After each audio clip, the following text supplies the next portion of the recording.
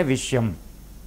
Right. ఇక ఆదాయానికి మించిన ఆస్తుల కేసులో డిస్కమ్ అధికారిని అరెస్ట్ చేసింది ఏసీబీ దాడుల్లో 100 కోట్లకు పైగా ఆస్తులు, కేజీల కొద్దీ బంగారం బయటపడ్డాయి. ఇవాళ పత్రికల్లో ఇదే బ్యానర్ ఐటమ్. ఎంజీరావు గారు, ప్రభుత్వ ఉద్యోగం సాధించాలని చాలామంది కష్టపడుతూ ఉంటారు. ఆ ప్రయత్నంలో చాలామంది విఫలమవుతూ ఉంటారు. కొంతమందికి మాత్రమే అవకాశం దక్కుతుంది. వాళ్ళు ఎలా పనిచేయాలి ఏంటి అనేది వాళ్ళకి ట్రైనింగ్ ఉంటుంది. ప్రజలకు సేవ చేయాలి, ఏ ఇష్యూ రాకుండా చూసుకోవాలి, ఇలాంటివి. కానీ ఈయన విద్యుత్ శాఖలో పనిచేస్తూ ఉన్నారు. దురదృష్టం ఏంటంటే ఈయన పేరు అంబేద్కర్. సో ఏంటి, ఎందుకు ప్రభుత్వ అధికారుల్లో అవినీతి ఇంతలా పెరిగిపోతుంది? అవినీతిని కంట్రోల్ చేయలేమా ఏంటి? ఎస్ అండి, ఇప్పుడు ఈయన పేరు అంబేద్కర్ అని చెప్పుకోవడం వల్ల ఇక్కడ మనకి ఏమీ లేదు. ఇది ఒక వివాదం ఏమీ కాదు. అది ఏ పేరు అయినప్పటికీ ఒకటేనండి. ఇప్పుడు అవినీతి అనేది యుబిక్విటస్, ఇంగ్లీష్లో ఒక మంచి వర్డ్ ఉంటుంది అనమాట, యుబిక్విటస్, ఎవ్రీవేర్, ఆల్ పర్వాజివ్ అని ఉంటుంది అనమాట. ఈ అవినీతి అనేది ఒక కులానికి, ఒక మతానికి, ఒక ప్రాంతానికి, ఒక రాష్ట్రానికి, ఒక దేశానికి, ఒక ఇది అనేది సంబంధం. అందరిలో అవినీతి ఉంది. అవినీతి ఘోరాతి ఘోరంగా వెళ్ళిపోయింది అనేది ప్రతి వ్యక్తికి తెలిసిన విషయం అన్నమాట. మహాత్మా గాంధీ బతికుండగానే అప్పట్లోని స్వతంత్రం వచ్చేటప్పటికి అవినీతి మొదలైందంట. మహాత్మా గాంధీ అది అంతా పక్కన పెట్టి అవినీతికి వ్యతిరేకంగా నిరాహార దీక్ష చేస్తారండి బాబు. దారుణమైన పరిస్థితి, అవినీతి అంత దారుణంగా ఉంది. ఇప్పుడు అవినీతి అనేది ఒక్కళ్ళకి వీళ్ళకి పరిమితం కాదు, చాలా ఘోరంగా ఉంది అవినీతి. ఇప్పుడు ఈరోజు ఇప్పుడు ఏడీ గారి చేతిలో 300 కోట్లు మార్కెట్ రేటు ప్రకారం అంటండి. నిన్న అస్సాంలో ఒక సివిల్ సర్వెంటు దేశ ద్రోహానికి వ్యతిరేకంగా ఆవిడ పాల్పడింది. మహారాష్ట్రలో అదే, దేశంలో ఇక్కడ సివిల్ సర్వెంట్లు అదే, ఐఆర్ఎస్ ఆఫీసర్లు, ఐఏఎస్ ఆఫీసర్లు ఈరోజు భూదానోద్యమంలో భూదానాన్ని దానం చేసిన ల్యాండ్స్ మీదే సివిల్ సర్వెంట్లు కనుపొందని ఒక అవినీతి ఆరోపణలు ఘోరం. ఇప్పుడు పొలిటీషియన్స్, సివిల్ సర్వెంట్లు కింద పెద్ద అందరిలో కూడా అవినీతి ఉంది అనేది తెలుస్తుంది. ఒక రెవెన్యూ డిపార్ట్మెంట్, చంద్రబాబు నాయుడు గారు అంటున్నారు రెవెన్యూ పోలీస్ శాఖల మీద ఎలా, అమ్నిస్టీ ఇంటర్నేషనల్లో పరిస్థితి ఏంది, దారుణంగా ఉంది అవినీతి. ఇక్కడ అక్కడ కాదండి, it is a ubiquitous, everywhere, all pervasive. ప్రజలు బాధపడుతున్నారు. అందుకనే ఒక భారతీయుడు సినిమా ఎందుకు హిట్ అయిందండి? ఒక భారతీయుడు సినిమా ఎందుకు హిట్ అయింది? ఏముంది అందులో అంటే అవినీతికి వ్యతిరేకంగా ఆ రోజు ప్రజలు థియేటర్లో పరకాయ ప్రవేశం చేస్తారన్నమాట. ఇలా అవినీతిని నేను కూడా నిర్మూలిస్తే బాగుండు భారతీయులాగా అనుకుంటారన్నమాట. ఈ మానసికంగా ఒక కృంగిపోయి ఉంటాం అన్నమాట. ఘోరం. అసలు అవినీతి ఎందుకు ఉందంటే ఉద్యోగుల్లో అవినీతి ఎందుకుంది అనేది ప్రధానమైన సమయం. ఇది పెద్ద సంక్లిష్టమైన విషయం కాదు. కానీ అవినీతిని పూర్తిగా నిర్మూలిద్దామంటే అది కుదరదు అన్నట్టు ఒకళ్ళ చర్చ జరుగుతూ ఉంటుంది. చాణుక్యుడే చెప్పాడు అవినీతిని నిర్మూలించాలని, అవినీతి ఉంటుంది ఓ పక్కన అని చాణుక్యుడు చెప్పాడని ఒక వితండవాదం చేస్తూ ఉంటారు. కానీ ఒకటే లక్ష్యం ఉండాలండి, అవినీతిని నిర్మూలించాలి. అవినీతిని పూర్తిగా నిర్మూలించాలనే ఒక లక్ష్యాన్ని మాత్రం సమర్థించుకోకూడదు. కానీ ఉద్యోగుల్లో అవినీతి ఎందుకు ఉంటుంది?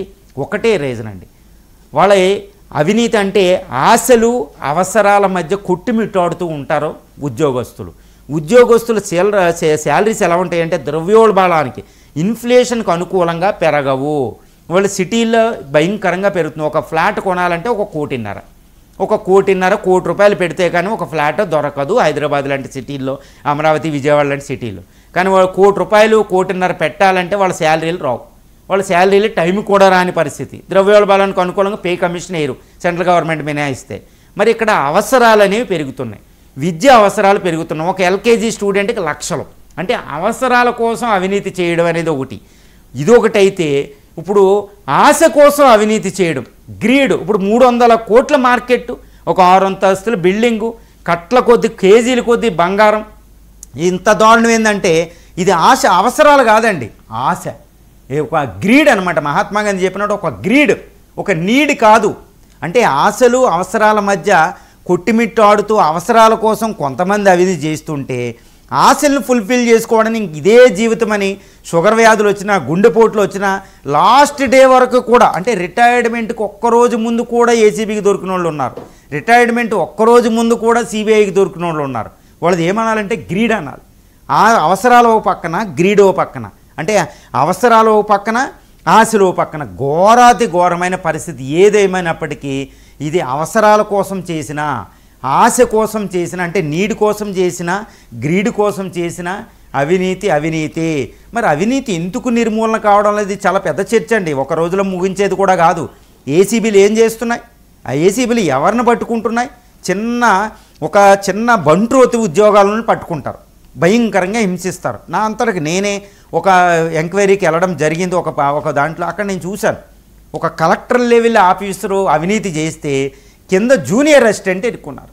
ఘోరం. ఆయన ఒక సస్పెండ్ అవ్వడం, ఓకే, తర్వాత మళ్ళీ జైలుకి వెళ్ళడం, మళ్ళీ పూర్తిగా నిర్మూలించగా ఇంకా ఉద్యోగమే పోద్దన్న పరిస్థితుల్లో అక్కడ ఏసీబీ హైకోర్టులో, ఈ నాంపల్లి ఏసీబీ హైకోర్టులో చూస్తూ ఉంటాం అనమాట. మరి ఎవరు దొరుకుతున్నారు? అసలైన వాళ్ళు ఎందుకు దొరుకుతులే? పై అధికారులు ఎందుకు దొరుకుతులే? అందరు ఐఏఎస్లు ఏం చేస్తున్నారు? వాళ్ళ ఇంటిగ్రిటీ ఏమైంది? ఘోరంగా ఏమైంది? ఒక ఎథిక్స్ పేపరే ఇంట్రడ్యూస్ చేయడం జరిగింది ఐఏఎస్ సిలబస్లోనండి. డాక్టర్ అబ్దుల్ కలాం అప్పుడు రాష్ట్రపతి సజెషన్ ప్రకారం యూపీఎస్సీ ఎథిక్స్ పేపరే పెట్టిందండి యూపీఎస్సీ సిలబస్లో. మరి ఎథిక్స్ చదువుకుని వచ్చి ఎథిక్స్ ఏమైపోతున్నాయి? వీళ్ళకి ఇంటిగ్రిటీ ఏమైపోతుంది?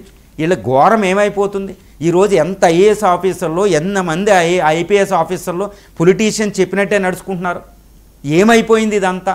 ఈ అవినీతి అనేది కింద నుంచి పై స్థాయి వరకు భయంకరంగా విస్తరించింది.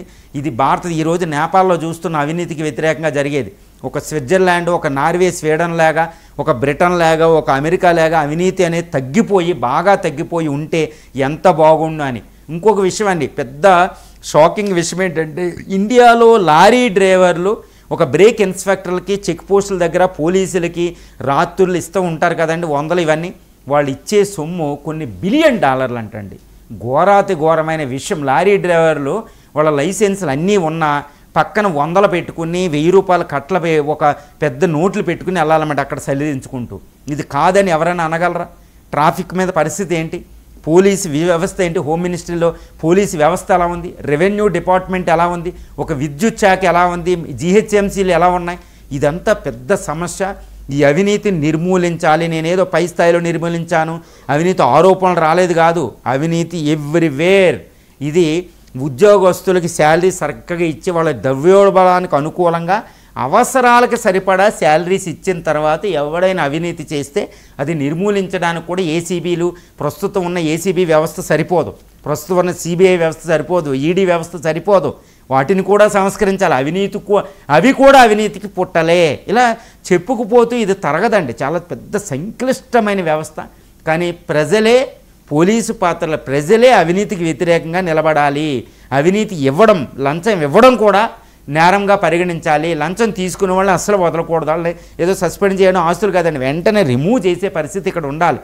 తర్వాత అవినీతి మీద అబ్దుల్ కలాం ఒక మాట చెప్తారండి.